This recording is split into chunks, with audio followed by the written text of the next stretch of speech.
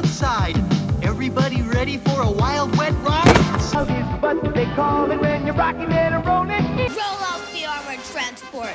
These guys are tough. We thought we were just having fun, but the 1980s were filled with silent threats hiding in plain sight, wrapped in neon, chrome, and childhood wonder.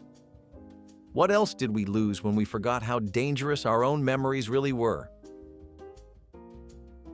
Imagine being 8 years old, barefoot on the lawn, holding a steel-tipped missile in your hand, and calling it playtime. That was the bizarre charm of lawn darts, or as they were known back then, jarts. These were not toys.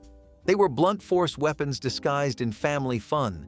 The darts were heavy, often weighing more than a pound, with long metal points sharp enough to stick into the ground or someone's skull. And yet, they were everywhere.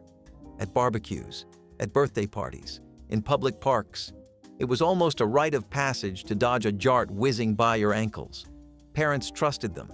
Companies marketed them as safe. And kids, we loved the danger. We loved the arc they made in the sky, like a spear hurled by a Greek god. What no one wanted to admit was how often these games ended in emergency room visits, or worse. The death of a 7-year-old girl in California was the tipping point. By 1988, the government finally banned them outright, but by then, the damage had been done. We had played with fire and called it summer. You can still find them in dusty garages and yard sales, rusting reminders of a time when safety came second to fun. Looking back now, it feels surreal. How close we came to disaster, just trying to score a few points in the backyard. There was something strangely glamorous about pulling a candy cigarette from a little cardboard box and pretending to take a puff. It made you feel grown up, like a movie star from the black and white days. The chalky sugar stick was brittle, dusty, and vaguely minty. But it was not about the taste. It was about the image, the ritual, the illusion. In the 1980s, these sugar cigarettes were marketed right alongside the real thing. Same packaging, same size, and sometimes even with red-tinted ends to simulate fire. Kids walked around blowing imaginary smoke, mimicking adults they idolized. Some brands even made versions that let out a puff of powdered sugar when you exhaled. It sounds innocent until you remember what was really happening. By the late 1980s, public pressure began mounting. Some stores pulled them, some countries banned them. But the damage was already deep, woven into childhood memories and cultural nostalgia. Candy cigarettes were never about candy. They were about planting a seed and hoping you would not notice until it was too late. In the summer heat, the playground became a battlefield of burns, bruises, and broken bones. Every kid knew the drill. Wait until after lunch if you want to slide without peeling the skin off your legs. The metal slides shimmered under the sun like molten silver, monkey bars baked in the open air, and we, sunburnt, barefoot, and fearless, climbed them anyway. Safety padding? Forget it. The ground was either concrete or jagged mulch, neither of which forgave a fall. You would climb up a steel dome, lose your grip, and come crashing down like a rag doll. But we kept going back, because danger was part of the thrill. Metal playgrounds were iconic. They were art installations of childhood risk. No one questioned the burn marks on our thighs or the occasional bloodied elbow. It was just what happened at recess. We learned toughness, but at what cost? When plastic playgrounds started replacing them in the 1990s, it felt like something sacred was disappearing. But maybe it was a blessing in disguise. Fewer injuries, less screaming, more sense. Yet every time I pass one of those new, rounded play sets, I can still feel the sting of burning metal under the sun and the weird, wild freedom it gave us. There was a time when your favorite toy could slowly poison you, and no one would notice. In the 1980s, imported toys often came with bright, beautiful paint jobs, reds that popped, blues that dazzled, but hidden inside those vivid colors was something sinister. Lead. It was cheap, it made paint stick better, and it was extremely toxic. But kids were never warned. We chewed on toy soldiers, sucked on painted blocks, dragged colorful trains across our faces like makeup. The effects were silent. Developmental issues, learning problems, behavioral shifts, all masked as childhood quirks. Parents had no idea. Companies did not test properly. Regulations were decades behind science. And by the time lead paint was officially recognized as a health crisis, generations had already been exposed. It hit lower-income families the hardest. Those who bought discount toys from questionable sources or inherited older items passed down through cousins. With each chipped paint flake, we got a little closer to harm.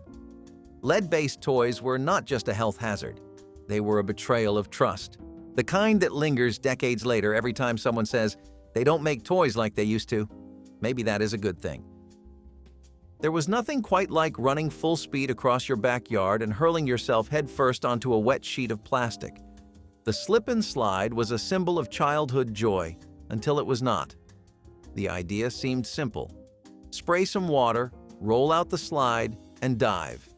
But no one ever talked about the cracked ribs, or the neck injuries, or the kids who slammed into the ground like human missiles, because the slide was only as safe as the ground underneath it.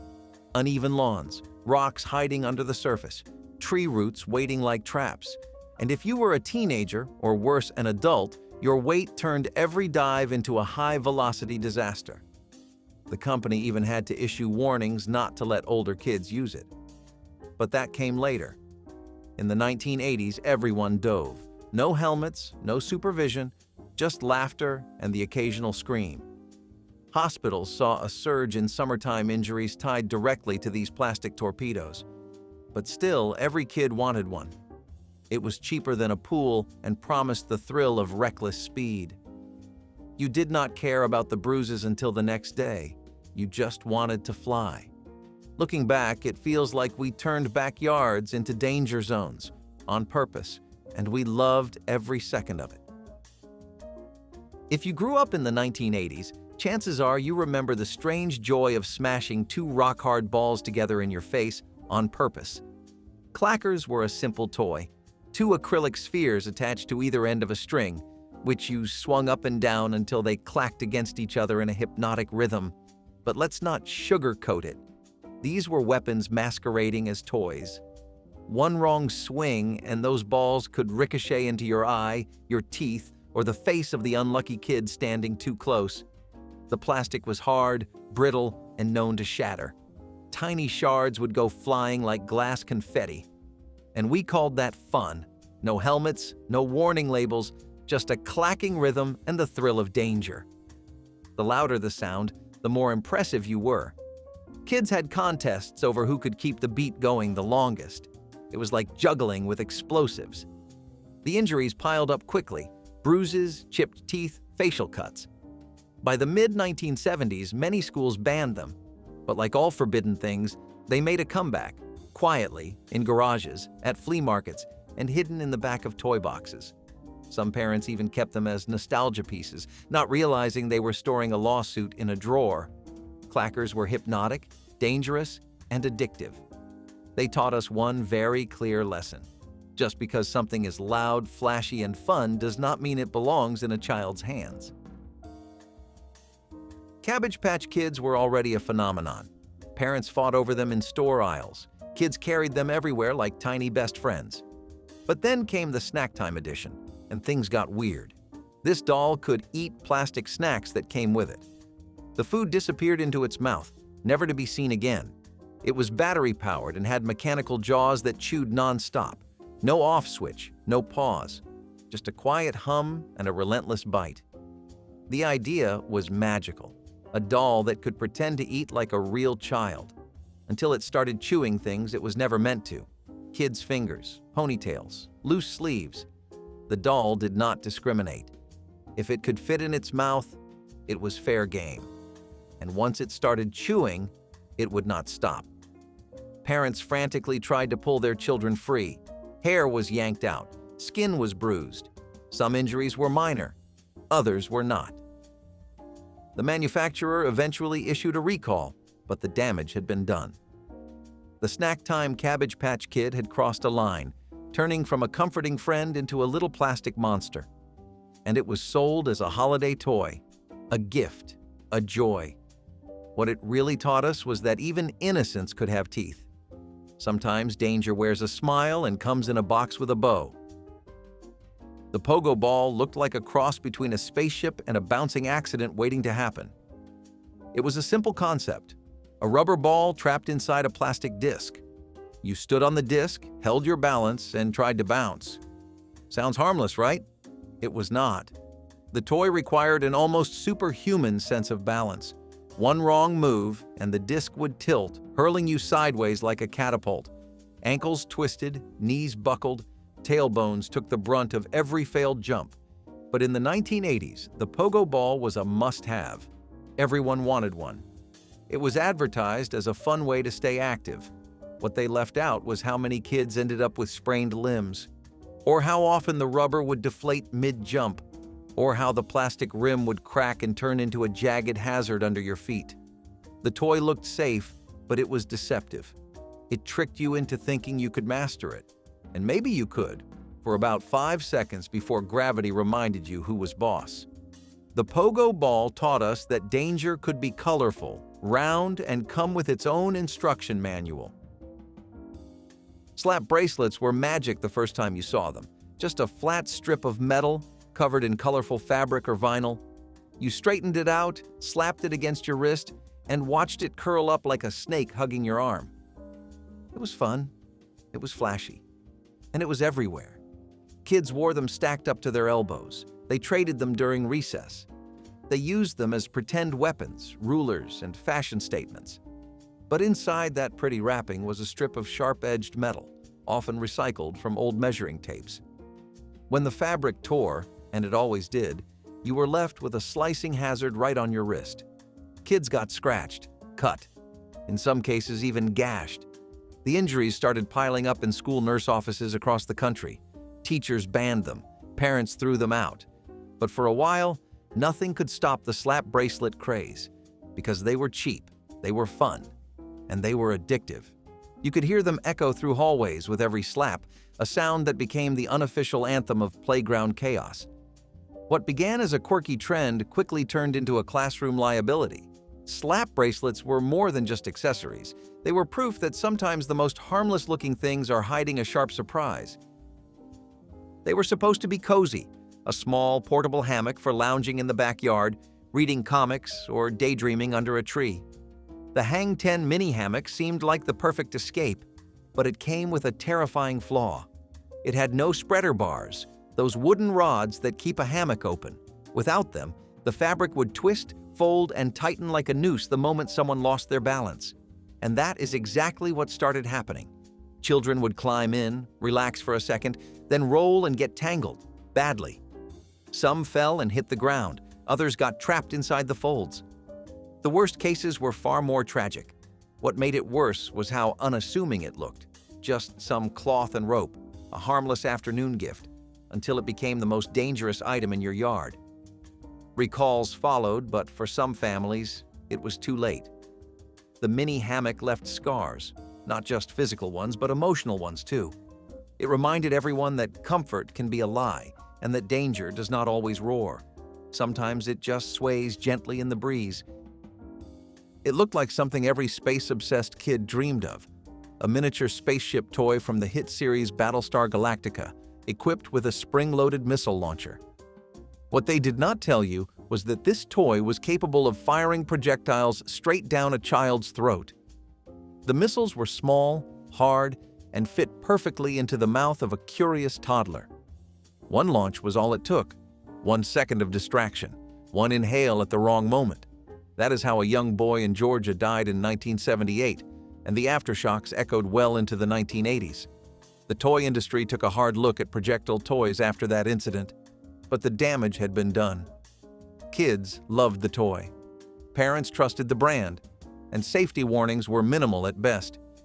The missile launcher was meant to ignite imaginations, not funerals. Yet here we were, watching as one of the most popular franchises of the time became the face of a tragedy. The company eventually recalled the toy, redesigning it so the missiles no longer launched. But that did not stop similar toys from flooding the shelves in the years to come. The lesson came late, and the cost was high. We learned that sometimes danger comes not from what a toy does, but from how little thought goes into what might go wrong. In the 1980s, a strange new silence began to fall over American living rooms. Not peace, but obsession. The rise of the home video game console, especially the Atari, turned kids from outdoor daredevils into wide-eyed screen addicts. Gone were the scraped knees and grass stains. In their place were sore thumbs, glazed eyes, and hour after hour lost in pixelated worlds. What began as innocent fun soon spiraled into something darker. Children stopped going outside. Homework went unfinished. Sleep became optional.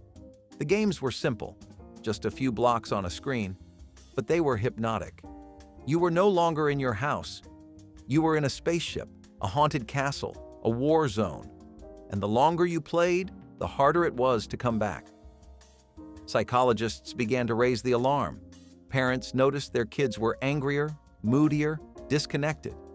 There were reports of kids skipping meals, neglecting hygiene, and lashing out when consoles were unplugged. But it was the beginning of something much bigger. This was not just a phase. This was a new kind of dependence. The Atari may have looked like a toy, but it was a portal, one that sometimes never let go. In hindsight, we did not realize we were the test subjects in a massive social experiment. We thought we were winning, but maybe we lost something too. The ads promised freedom, long-lasting comfort, peace of mind. What they delivered in some cases was something far more dangerous. In the 1980s, a new wave of super-absorbent tampons flooded the market. The idea was simple: make a product that could be worn longer without needing to change it, but science had not caught up with the marketing. These tampons created the perfect storm for toxic shock syndrome, a rare, fast-moving bacterial infection that could turn deadly in just hours. Women started getting sick, very sick, high fevers, vomiting, dizziness. The product was supposed to liberate women. Instead, it became a silent killer. Lawsuits followed, congressional hearings, recalls. But even today, the scars of that era remain. Women were taught to fear something that was supposed to help them. Trust was shattered, confidence in health brands eroded, and all because safety took a backseat to profit and convenience. The lesson was brutal. If something seems too good to be true, especially when it comes to your body, it probably is. It looked harmless, just a plastic rattle that made a silly noise when you shook it. But the Giggle Stick was more than a toy. It was a threat hiding in a child's hand. Sold by the millions, these brightly colored noisemakers became an instant hit in toy aisles. Parents loved them because they were cheap and simple. Kids loved the sound, but beneath the bright plastic shell were small parts that could come loose, especially when the toy cracked from repeated use. And when those pieces fell out, curious toddlers did what they always do. They put them in their mouths. What followed were dozens of choking incidents, some severe. Emergency room doctors saw the same pattern over and over: a child gasping for air, parents in a panic, and a little toy that was supposed to bring joy suddenly triggering trauma. In 1980, the government stepped in, issuing one of the largest toy recalls of the time. 4 million Giggle Sticks were pulled from shelves, but the damage was already done. Parents had to reckon with a sobering truth: even the simplest toy could carry deadly risks. The Giggle Stick reminded us that safety is not in the sound a toy makes, but in the silence that follows when something goes wrong.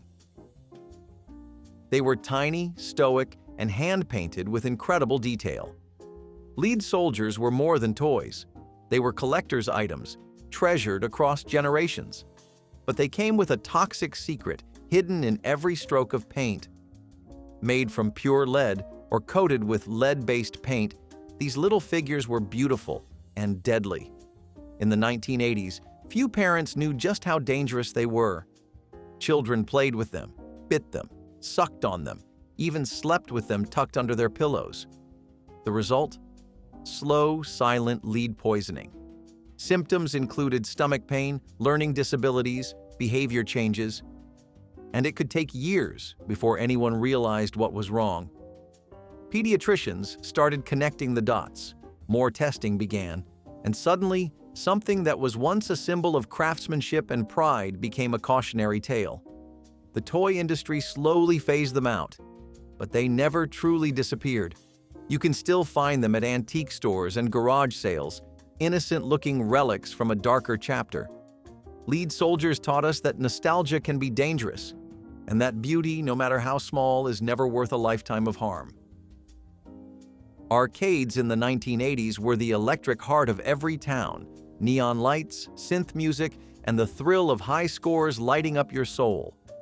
But behind all that pixelated glory, there was a danger humming just beneath the buttons.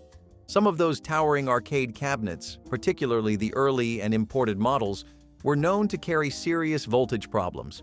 Wiring was inconsistent, insulation was often neglected, fans malfunctioned.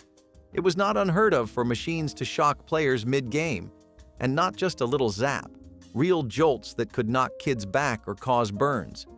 In a few rare cases, machines even caught fire due to overheated transformers or faulty outlets in cramped, unventilated rooms. These arcades were rarely inspected. They were tucked into basements, laundromats, pizza parlors, anywhere that could cram in a few cabinets. Operators often modified machines without professional guidance, rewiring boards, installing coin mods, or chaining power sources together. The result? Fire hazards masked in fun. You did not think about it when you were standing in front of Pac-Man or Galaga. You just wanted one more quarter's worth of glory. But every glowing screen came with a risk. You could win the day, or end up with a jolt you never saw coming. And nobody really warned us. Because when you are chasing high scores, safety is the last thing on your mind. It looked adorable. Pastel mobiles dangling overhead, ribbons tied to rails, soft plush bumpers lining the crib like a cozy cloud. But in the 1980s, many of these crib decorations were quietly, tragically dangerous. The problem was not the intention, it was the design. Decorative cords hung too low, bumper pads restricted airflow. Some mobiles had small parts that broke off. Infants were left tangled, trapped, or struggling to breathe. It happened fast. A nap turned into silence. A peaceful room became a scene of unthinkable loss. The Consumer Product Safety Commission began issuing warnings, but they were often ignored or missed. Parents wanted their nurseries to look like the catalogs. Safety took a backseat to appearance. The tragedy was not just in the accidents, it was in the illusion of security. These products were sold in trusted stores. They were marketed with smiling babies and promises of rest. No one expected harm to come from something so innocent. But the statistics climbed. Sudden infant death syndrome cases were studied. Links were made, recalls followed, new standards were drafted. But for the families who lost everything, those changes came far too late. Unsafe crib decorations remind us that love sometimes needs better instructions, and that even the softest things can have sharp consequences. They were meant for make-believe. Plastic revolvers, imitation rifles, black matte pistols that clicked when you pulled the trigger. But in the 1980s, these toy guns looked just a little too real, and sometimes they got kids killed. There were no neon tips, no orange stripes. These guns were dead ringers for the real thing. And when you are a child playing cops and robbers in the front yard, you do not think twice about pointing it at someone. But police did, neighbors did, strangers did, and more than once they opened fire. Tragedies unfolded in driveways, parks, and schoolyards. Boys as young as 10 gunned down because someone mistook a toy for a threat. Public outrage grew. Advocacy groups demanded change. Laws were proposed. Eventually, toy manufacturers were forced to redesign. Neon colors, orange barrels, warning labels. But even then, the damage lingered. Because the memory does not fade. A toy is supposed to bring joy, not a funeral. Those realistic toy guns were more than a poor design choice. They were a mirror held up to a society unable to separate play from peril. And they taught us a brutal truth. What looks harmless in the hands of a child can be seen as something very different by the world. There was something undeniably cool about getting your first chemistry set. Beakers, vials, powders, and crystals in tiny, mysterious jars. You felt like a scientist, an inventor, maybe even a wizard. But in the 1980s, some of these kits came with ingredients that had no business being in a child's hands. Potassium permanganate, ammonium nitrate, sulfur. In the wrong mix or quantity, they were not just dangerous, they were explosive. Some kits lacked proper instructions. Others came with misleading labels or no safety gear at all. Kids mixed blindly, chasing colorful reactions. What they got were chemical burns, breathing issues, and in some cases, full-on explosions. There were house fires, eye injuries, even toxic gas releases. And the most frightening part? These kits were sold as toys. No training, no supervision. Just open the box and have fun.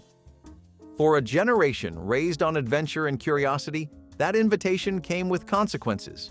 Safety eventually caught up. New kits were regulated. Dangerous compounds were replaced with safe alternatives, but something was lost too. The wonder of real discovery was dimmed by fear. Chemical science kits in the 1980s taught us a hard lesson. Curiosity might be the spark of knowledge, but without caution, it can also be the fuse to disaster. Summer nights in the 1980s lit up with color and danger. Fireworks were everywhere, sold in roadside tents, traded between kids, launched from backyards and alleyways with no adult supervision. They were not just sparklers and Roman candles. We are talking about cherry bombs, M80s, bottle rockets, all easy to get and totally unregulated. You did not need a permit. You just needed a few dollars and a lighter. Injuries came fast and loud.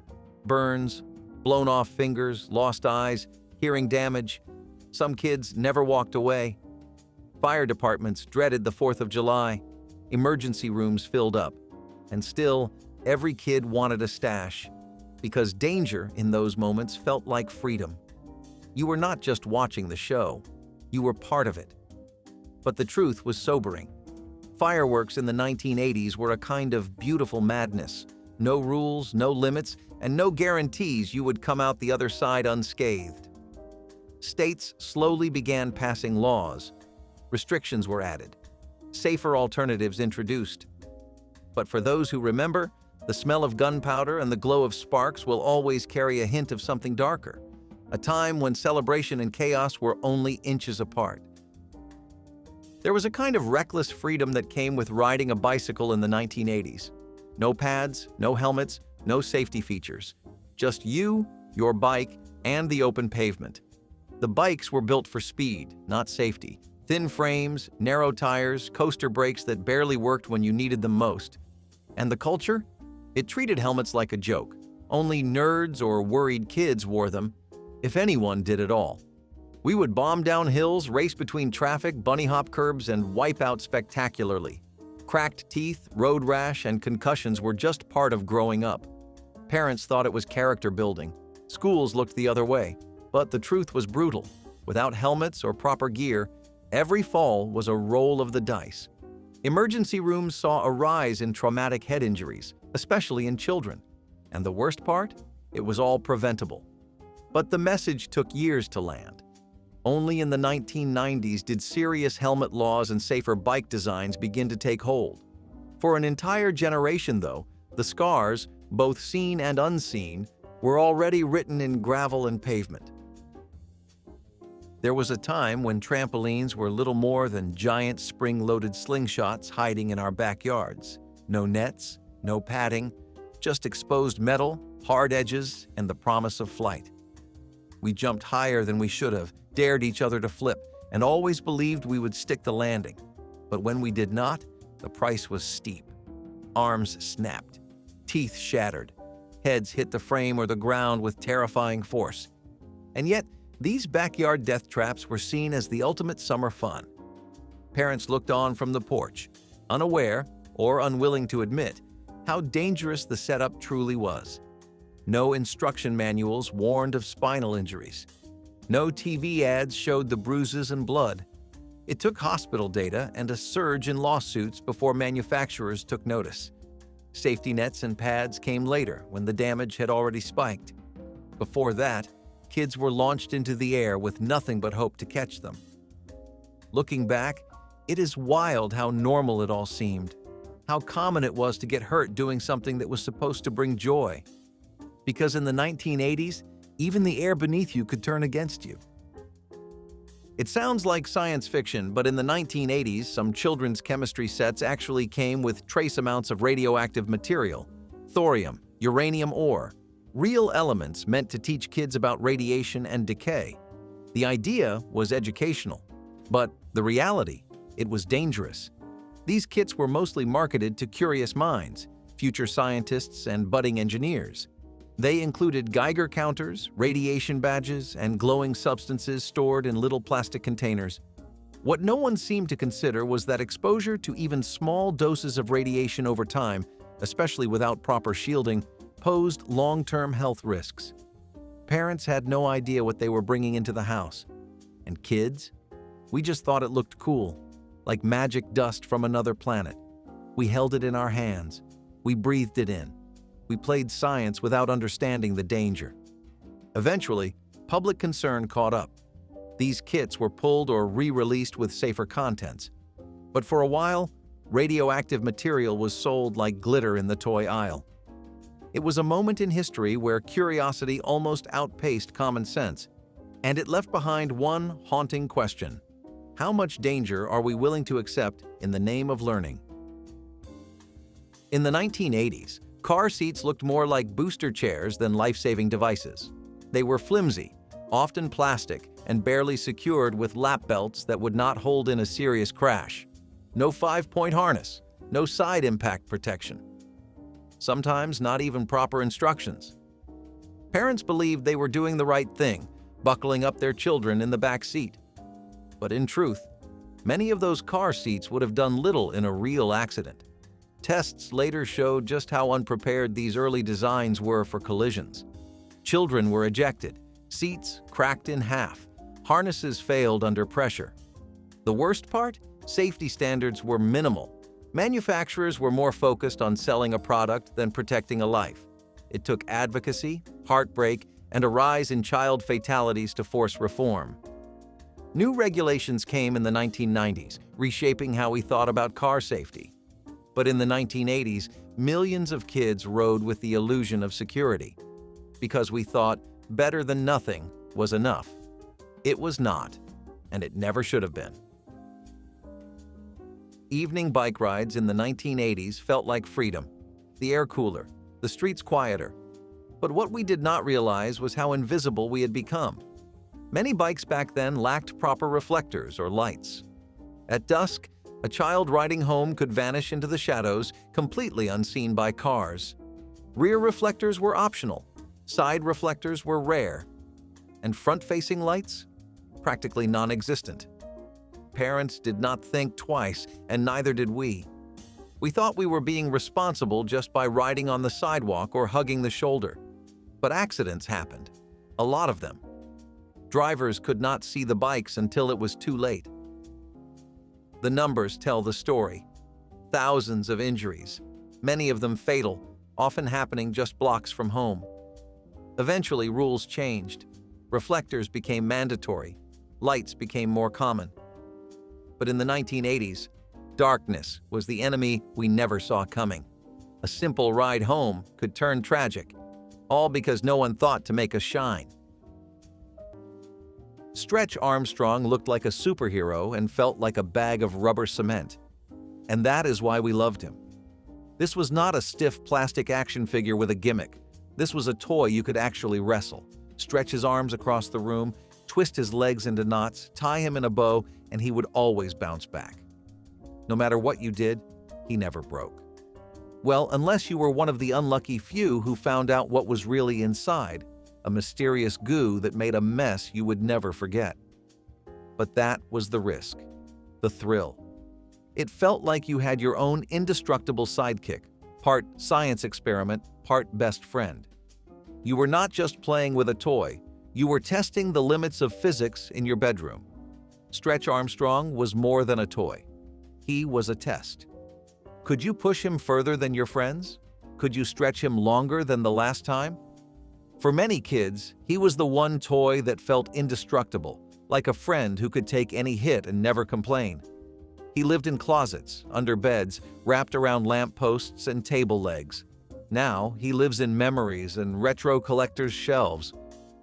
Why do we remember a rubber man with such strange affection long after the elastic gave out? They were soft, they were fuzzy, and they were everywhere. If your childhood bathroom had a matching set of fabric pieces, one for the toilet seat, one wrapped around the base, and one sitting gently on top of the tank, you were not alone. These toilet tank lid covers were a staple of the 1970s and 1980s. Sold in coordinated sets at every department store, they promised comfort and style. It was all part of turning the bathroom into a true living space, not just a utility room. Designers wanted every surface to be soft and decorative, even the toilet. But the dream had its downsides. These fuzzy fabrics soaked up everything: humidity, splashes, the occasional accident, and they never seemed to dry completely. They became homes for bacteria, dust, and a smell that was always just slightly off. Eventually, practicality won. People peeled off the matching rugs, scrubbed their porcelain clean, and moved on to simpler, sleeker bathrooms. Today, those lid covers are mostly gone, hiding out in thrift shops or buried in boxes in grandma's attic. But if you ever spot one still in place, faded but hanging on, it brings back a strange mix of comfort and confusion. Who thought the toilet needed a hat? Wood paneling was everywhere in the 1970s. It made your living room look like a den, your den look like a hunting lodge, and your basement look like a forgotten back room at a roadside bar. At first, it felt warm and cozy. Rich brown tones, faux wood grain, maybe even a little glossy finish if you were lucky. But there was a problem. Most of it was not real wood. It was thin, pressed panels with a printed veneer. It dented easily, warped when damp, and turned rooms into narrow, lightless boxes. The illusion of natural wood faded fast when corners started peeling and warping with moisture. What was meant to bring a rustic touch ended up feeling cheap and oppressive. Once a sign of stylish Americana, it aged into a symbol of dated taste. The worst part? You could not just paint over it. People spent entire weekends trying to rip the stuff down or cover it with drywall. Today, retro renovators might leave a single accent wall for nostalgia, but most of us remember wood paneling for what it truly was: fake, dark, and way too committed to its own aesthetic. And when the walls started closing in, families turned to high-tech solutions to feel connected inside the home. Unfortunately, those did not age much better. Letting kids ride standing up in the back seat was not just overlooked. It was often encouraged. The space between the two front seats was a coveted spot, a mini stage where children stood to give directions, tell stories, or just feel taller. It felt like driving without actually driving. Parents drove with one arm loosely draped over the passenger seat while a child stood between them, gripping the dashboard, peering out at the road like a co-pilot. In the back, kids slid across vinyl seats, bounced with each turn, or lay down and stared at the ceiling. There were no reminders to buckle up, because buckling up was not yet a rule. It was a nuisance. The seatbelt often stayed buried beneath the cushions or was jammed into the crack between the seats.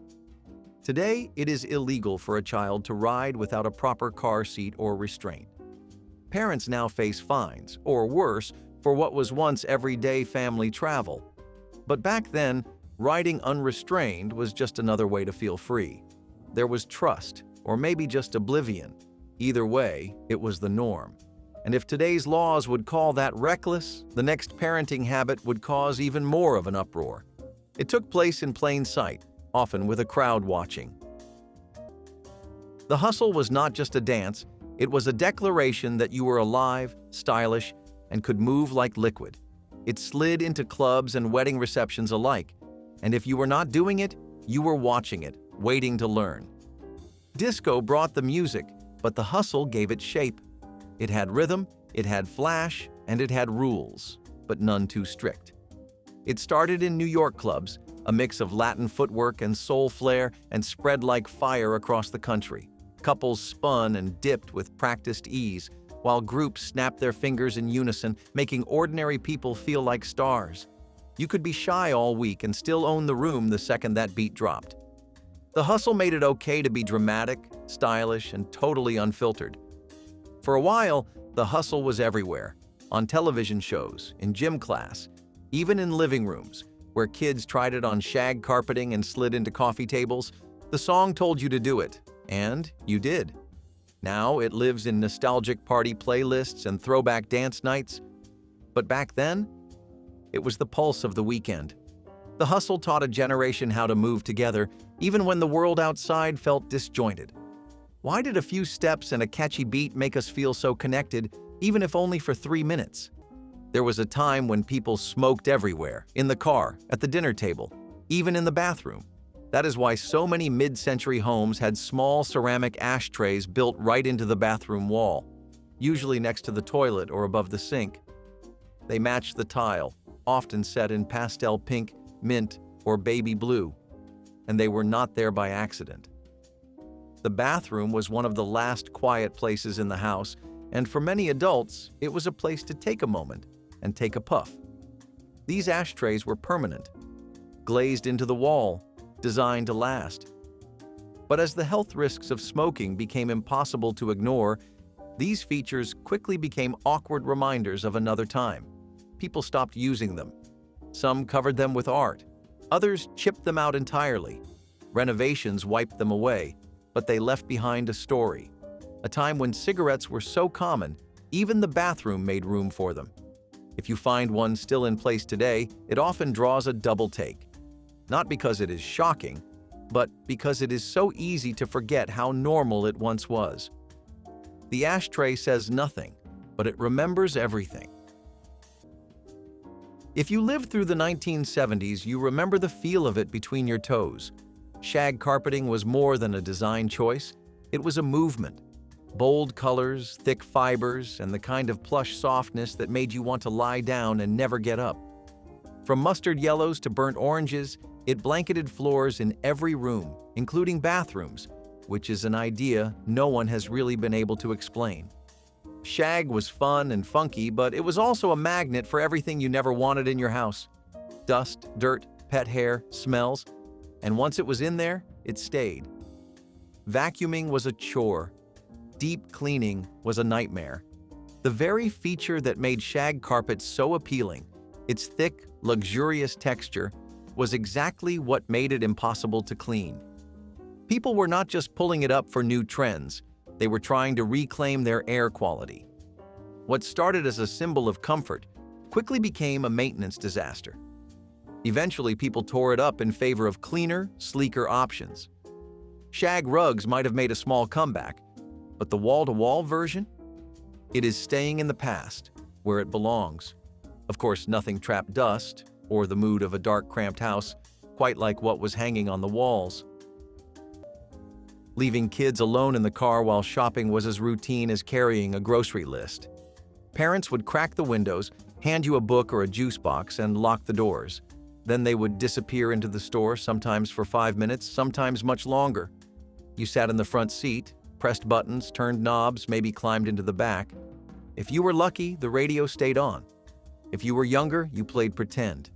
The car smelled like old vinyl and the warmth of the sun. Sometimes it got too hot.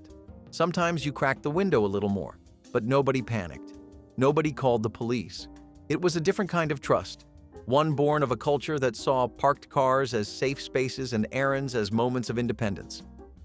Today, leaving a child alone in a vehicle, even for a moment, is considered dangerous and illegal in many states. Amber alerts and heartbreaking headlines have changed the law and the conversation. What was once ordinary now feels like neglect. But for kids of the 1980s, it was a chance to wait, watch, and grow up a little. And if sitting alone in a hot car seems reckless today, just wait until you hear what passed for child car safety back then. Because most of us did not even have booster seats. Shag carpeting was not just floor covering, it was a lifestyle choice. You did not walk across it, you sank into it. It came in colors no one had ever seen in nature. Burnt orange, mustard yellow, electric blue. And it stretched wall to wall, daring you to find the floor beneath. Every house in the 1970s seemed to have it, and every child seemed to lose at least one toy inside it. It muffled footsteps. It held warmth. It made every room feel like a sunken lounge. Lying down on shag was like being hugged by the room itself. It made even silence feel plush. But shag had a downside. It trapped dust. It collected everything. It was impossible to clean. And yet, for all that, it felt luxurious, decadent, soft under bare feet during cartoons and cereal mornings. It was carpeting with an opinion. Now we look back and laugh at it. But once, it was a dream realized in fabric form. Why did we trade comfort that bold for floors that whisper and forget? Before everything went digital, your bathroom scale looked like a piece of furniture. Heavy frosted glass, thick chrome framing, a sharp square shape with a dial that ticked with every movement. These glass cube scales were the height of sophistication in the 1950s and 1960s. People did not hide them in closets. They displayed them proudly, like a modern sculpture with a practical purpose. The mechanical dial was mesmerizing. Watching the needle settle felt like opening a safe. But they were not exactly easy to live with. They slid across tile. They cracked. And once digital scales arrived, their bulky, high-maintenance cousins quickly fell out of favor. People swapped them for cheaper, lighter, more precise alternatives, and the cube disappeared. But there was something charming about a bathroom scale that felt solid, serious, like it had authority. You stepped on it with the same respect you gave a bank teller or a high school principal. Today, these old scales are collector's items. Some people keep them as decor. Others try to get them working again, just to relive the satisfying click of a well-built machine. They may not sync to your phone, but they never needed to. They already had weight. If your eyes ever hurt walking into a 1970s kitchen, the culprit was probably the floor. Vinyl flooring in that era came in every wild pattern imaginable. Psychedelic swirls, checkerboard grids, paisley overlays that looked like melted wallpaper. It was meant to be durable, stylish, and easy to clean. In reality, it cracked, peeled, and clashed with every furniture update you attempted. Over time, the colors faded to an uncertain gray or yellowed from the sun. Families tried to cover them with throw rugs, but the damage was already done.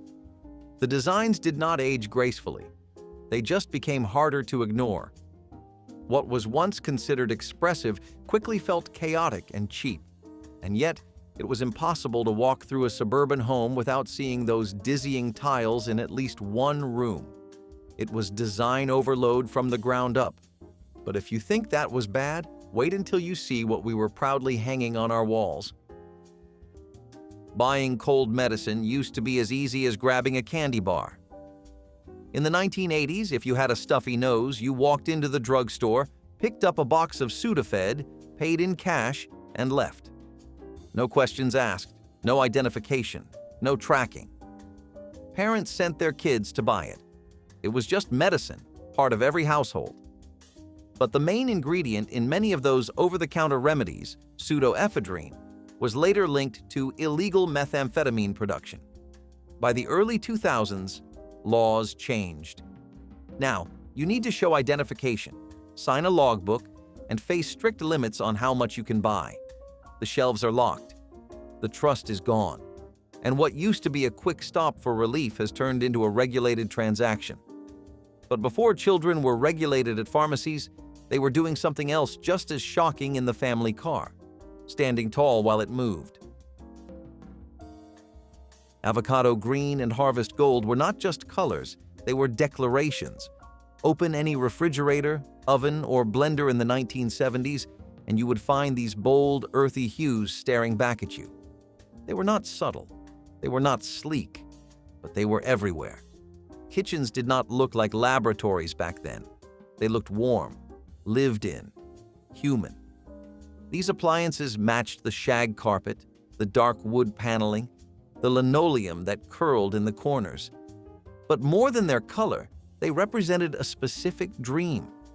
A dream of the modern American family, self-sufficient, stylish, and optimistic. They made your kitchen feel alive, even when all you had was boxed cake mix and powdered milk. You were not just making dinner, you were living in a palette that promised better days. The colors came from nature, or at least someone's memory of it. They were meant to calm, to ground, to connect. Now, we call them outdated. We ripped them out during remodels, but at the time, they were cutting edge. If you grew up with an avocado fridge, you can still picture it humming in the corner, stocked with soda in glass bottles and leftovers wrapped in foil. These machines outlasted their trend. Some still work. What does it say that the appliances lasted longer than the dream they were sold with? Imagine soaking in the tub after a long day, only to hear your mother's voice echo through the wall. Dinner's ready. In mid-century homes, this was not a dream, it was reality. Bathroom intercoms were part of built-in home systems that connected every room with wired communication. You could buzz the kitchen from the basement, call the front door from the master bedroom, and yes, even talk from the bathroom. It felt futuristic, like living inside a spaceship, but the novelty wore off. The sound quality was rough, privacy was gone, and nothing killed a relaxing bath faster than your dad asking where the remote was, through a speaker. By the 1980s, intercom systems were seen as clunky and outdated. They stopped working, they were never repaired, and eventually, they were just decorative panels collecting dust. Some people pulled them out entirely. Others left them in the wall like little relics of forgotten innovation. Today, they sit frozen, buttons unpressed, speakers silent. They are a reminder that once, even the bathroom was part of the conversation, whether you wanted it to be or not. At some point, someone decided mirrors did not belong on just the walls of dance studios. They belonged in your living room too. Mirrored walls were supposed to open up small spaces and reflect natural light. What they actually did was double your clutter, amplify fingerprints, and make your guests deeply uncomfortable. People would walk past their own reflections during dinner, trying not to make eye contact with themselves. The idea was chic. The reality was cold, clinical, and impossible to keep clean. What was meant to make your room look bigger ended up making it look busier, messier, and 10 times more high maintenance. And once one mirror cracked or peeled, the illusion of glamour shattered instantly. Every smudge, every streak, every greasy fingerprint stood out like graffiti. If you tried to hang art on them, you ended up with a framing nightmare. And if one cracked, it did not just ruin the wall, it shattered the illusion entirely. Mirrored walls were the visual equivalent of trying too hard, and as it turns out, they were not even the most fragile design feature of the decade. That title belonged to something hiding right above your head. Lack of booster seats was not an oversight. It was the norm. Children too small for seatbelts simply sat on their knees or curled up cross-legged on the back seat. If you were lucky, you sat on a pillow to see out the window. That was your booster. Parents barely considered height or weight guidelines because there were none to follow. Babies sometimes rode in laps. Toddlers were belted in with adult straps that did little to protect them. Car seat laws were either non-existent or loosely enforced. In many families, a car seat was a hand-me-down with no instructions.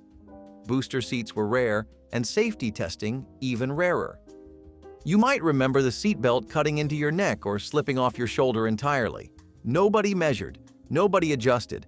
It was all instinct. But as crash statistics mounted and tragic accidents made headlines, laws slowly changed. By the late 1990s, most states required booster seats for children under a certain age or height. Today, it is unthinkable to drive without one. But for those raised in the back seats of station wagons and minivans, survival often came down to luck. And while cars were full of risks, the real danger sometimes came from inside the home, especially when people handled deadly materials without ever knowing it.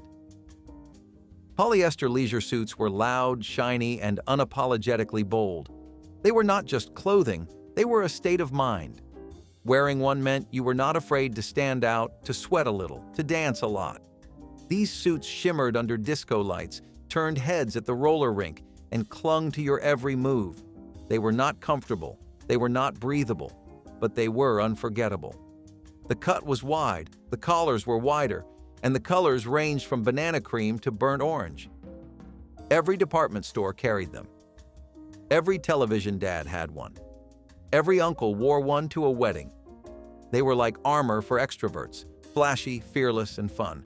You were not blending in. You were making an entrance before you even opened your mouth. They were the uniform of a generation trying to find cool in chaos. And for a brief window, they were it. Today, they are costume shop punchlines, but they once made people feel slick, sharp, and modern. They were part rebellion, part performance, part polyester fantasy. Why did we ever let go of a style that dared us to be this loud on purpose? You knew it was working by the sound. That slow, steady tick that echoed through the tiles like a countdown. Rotary light timer switches were once standard in homes from the 1940s to the 1970s, used to control heat lamps, exhaust fans, or even vanity lighting. You would twist the knob, hear the click, and then wait for the time to run out. It felt like a warning, a reminder that comfort was temporary and the lights would not wait forever. Some were elegant chrome dials, others were beige plastic lumps with fading numbers. But they were all a bit ominous. The ticking filled the room with urgency. Better finish brushing, better finish shaving. Because once it stopped, you were back in the dark. Eventually, these timers became annoying, noisy, inconvenient. People swapped them out for silent switches or digital controls. The ticking stopped, but those who grew up with them still remember that sound. It was the soundtrack to rushed mornings and long showers, a strange little relic that turned the bathroom into a timed event. And honestly, it made everything feel just a little more important.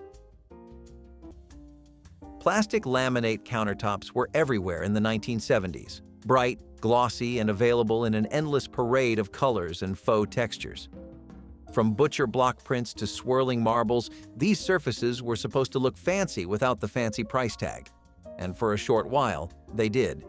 But the plastic finish scratched easily, melted under hot pans, and chipped if you dropped anything heavier than a spoon. The edges would start to curl, the seams would swell, and if water got underneath, the entire counter could buckle. Once the damage started, there was no easy fix. Families either lived with the bubbling mess or had to replace the entire slab. Still, for a generation strapped for cash but hungry for style, laminate was the default. It felt modern until it very suddenly did not. And when people stepped outside to escape the chaos of the kitchen, they were often met with a patio that was just as frustrating. Hitchhiking was once seen as adventurous, not reckless. People stuck out their thumbs with a smile and a sign, hoping for a ride and maybe a story. Soldiers on leave, college students on break, wanderers with a dream, they all relied on the kindness of strangers. Roads were filled with possibilities, and nobody thought twice about pulling over. You might remember watching someone hop into a stranger's car and wave goodbye, trusting the road and the driver. It was how many got from one town to the next, especially before cheap bus fares and ride-sharing apps. Parents might warn you to be careful, but that was the extent of the worry. Hitchhiking was not illegal in most places. It was resourceful. Over time, though, stories of assaults, disappearances, and crimes changed the narrative. Laws tightened, signs went up, no hitchhiking. Now, in many states, it is restricted or outright banned. The open road closed itself off. Hitchhiking became a symbol of risk rather than freedom. But for those who once stuck out their thumb and caught a ride with a stranger, it still lives in memory as a gesture of trust. And just as strangers were trusted, so were quiet children waiting patiently in cars, alone. Simon was not just a toy, it was a test of nerves and memory, disguised in flashing lights and beeping tones. The rules were simple, but the pressure was not. One wrong press and it all reset. And yet, we kept playing. In the late 1970s, the Simon electronic game became a staple in every toy aisle and nearly every household. Kids sat on shag carpets, palms sweaty, trying to remember just one more color. Red, blue, green, yellow. Repeat. Again. Faster. It was one of the few toys that made your heart race without even moving your feet. It trained your brain while tricking you into thinking you were just having fun. It turned boredom into obsession, competition into ritual. Siblings fought over turns. Friends bragged about high scores. It was not digital in the way we think of today. It was tactile, sensory, and intensely human.